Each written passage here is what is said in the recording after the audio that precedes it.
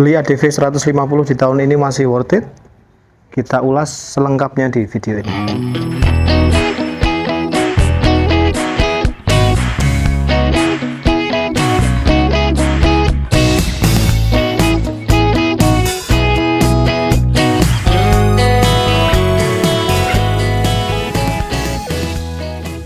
Oke, di depan saya ada Honda ADV 150. Ini kebetulan tahun 2022. Ini tipenya yang CBS, warnanya putih glossy ya, putih glossy dengan livery hitam merah yang cukup sederhana. Mungkin ini tahun terakhir sebelum masuk ke 160 cc ya. Nah, kita akan review tipis-tipis dulu ya, motor ini dari segala angle kayak apa. Kalau dari depan, beli ADV 150 ini gengsinya sama aja dengan 160, karena bagi orang awam dan sekilas di jalan ini nggak akan kelihatan ya, kecuali dari livery ya. Kalau liverynya mungkin ini putih polos semua, agak susah bedain. Semuanya dari lampu, mekanisme naik turunnya windshield, terus kemudian dari bawah ini perbedaannya minor. Nah, kebetulan ini yang windshieldnya udah tak ganti yang 160. Ini PNP, tinggal pasang aja. Kelebihannya ini lebih panjang, ada bolongannya. Detailnya bisa teman-teman lihat di video saya ya. Velgnya sama. Ini kebetulan yang versi kombi brake. Ukuran shocknya juga gede. Depan belakang sudah cakram. Ada tipe di atasnya yang ABS. Terus kemudian yang lain masih sama semua ya. Ini mekanisme ini juga bisa dinaik turunin windshieldnya. Yang beda di bagian ini ya, di bagian ini di 160 juga beda, tapi so far keseluruhan dari belakang sampai ke depan ini 80% sama. Ban depan belakang tuh beda ya, ringnya, velgnya beda. Kalau yang belakang ini ukuran ring 13, yang depan 14. Sekarang kita bahas kenapa motor ini masih layak atau masih worth it dibeli di tahun ini.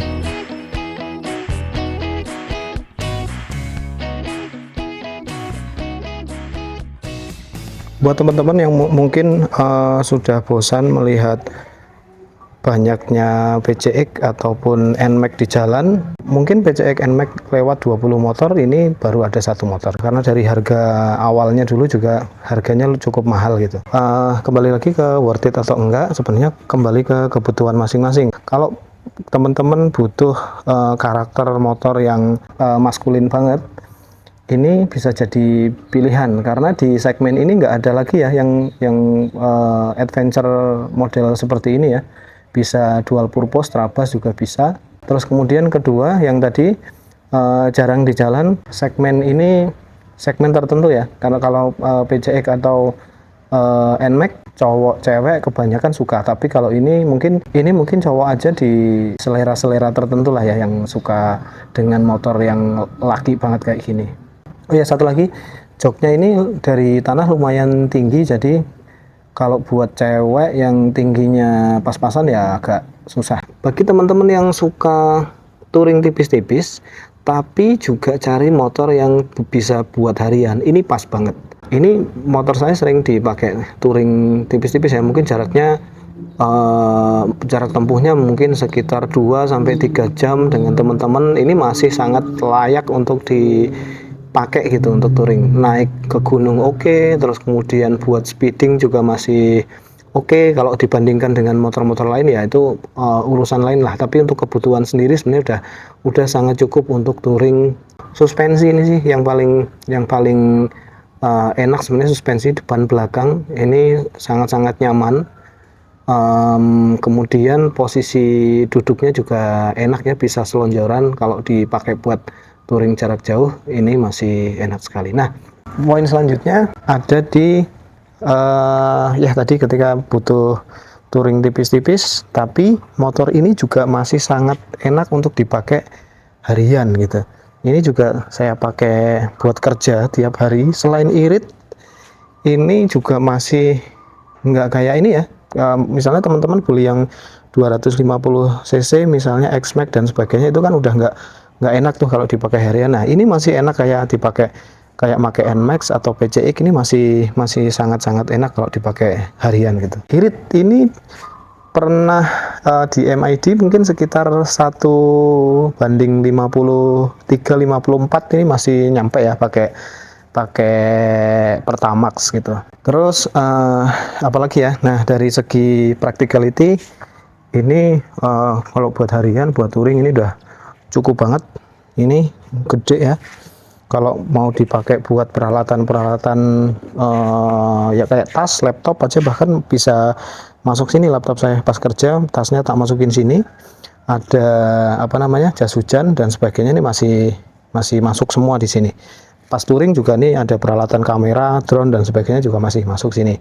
Di depan ini cuma ada satu penyimpanan, ini aja penyimpanannya kecil sih, tapi ini jarang-jarang saya pakai, cuma buat naruh misalnya kunci atau HP. Tapi selama ini juga ada power outlet di sini 12 watt, ini juga belum pernah saya pakai karena jarang sekali dipakai buat jauh-jauh banget, jarang itu.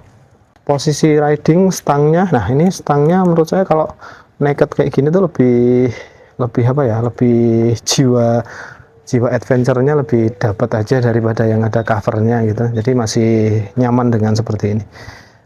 Di sini bisa dikasih banyak mounting kalau teman-teman suka touring ya, misalnya tempat HP, tempat minum misalnya, terus atau ada buat action cam dan lain-lain. Di stang ini masih muat banyak, nggak cuma dapat di apa namanya spion ini gitu. Nah joknya ini empuk. Cuma sayangnya bagian dalam ini sering meleot ya. Di bagian dalamnya nanti teman-teman akan ngerasain sendiri kalau sering pakai ADV itu.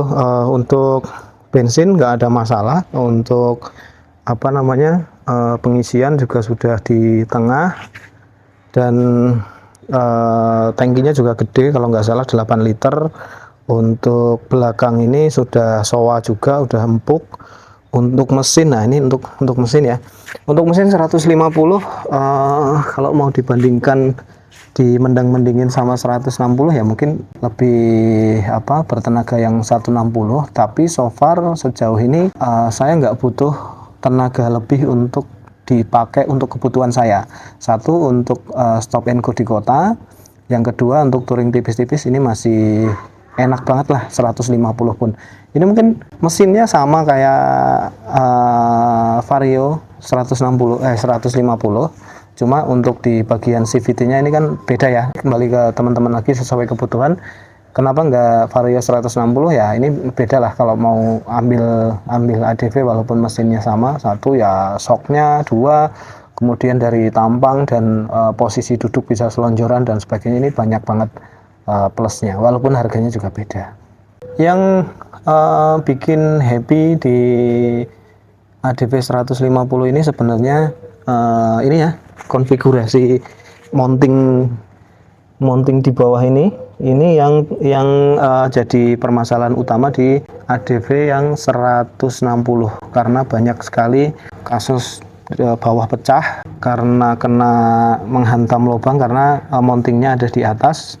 Kalau ini mountingnya di bawah, jadi aman ya. Kalau mau main di downsize kemudian di belakang diturunin juga masih aman, karena bawahnya mountingnya di bawah. Terus kemudian beberapa yang 160 di bawahnya dikasih cover pelindung juga, tapi ada beberapa keluhan juga. Yang kalah adalah bautnya, terus kemudian ada bunyi-bunyian dan sebagainya. Kalau nggak dikasih itu juga sering mentok, kena polisi tidur, crankcase-nya jebol. Kalau 150 ini relatif mesinnya lebih aman ya. CVT, nah CVT kalau mau teman-teman mau lebih enak lagi, mungkin CVT-nya di upgrade untuk di bagian kiriannya bisa diracik sendiri, mungkin rollernya diturunin dan sebagainya. Ini udah enak banget. Tapi kalau standar pabrikan pun untuk saya sendiri masih sangat-sangat cukup gitu ya. Untuk harga mungkin kisaran antara mungkin karena dari tahun-tahun yang lama ya, 2019 sampai 2022 ya mungkin 24 sampai 28 kali ya. Cuma kita bahas sedikit deh kekurangannya ya, kenapa yang saya rasakan bukan dari katanya-katanya, tapi yang saya rasakan.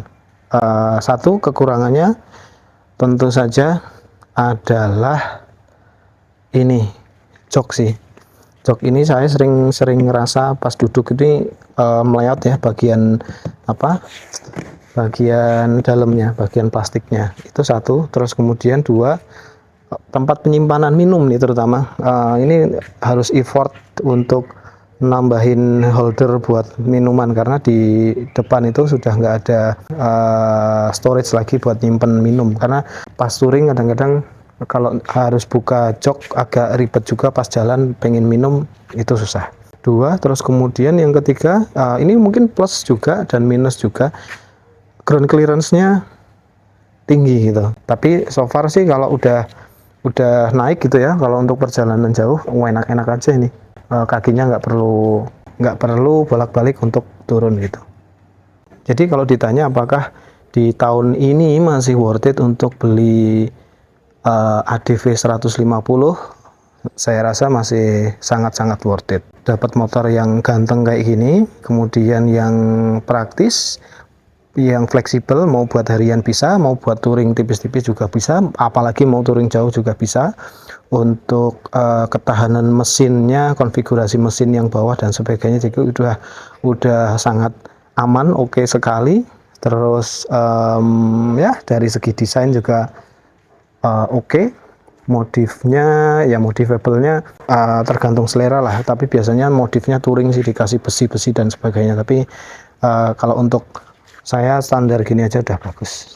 Nah ini kebetulan warnanya putih glossy. Ini yang saya cari sebenarnya, warna-warna motor sekarang tuh kebanyakan Dove semua ya, dan saya nggak terlalu suka dengan motor Dove, karena kalau ya pas dicuci nggak bisa kinclong gitu, kalau ada baret-baret juga agak susah, tapi dengan warna glossy ini saya lebih suka, apalagi ini putihnya putih glossy, ini cocok banget nih. Mungkin itu dulu buat teman-teman yang mau cari dengan punya budget segitu, mungkin motor ini bisa jadi pilihan.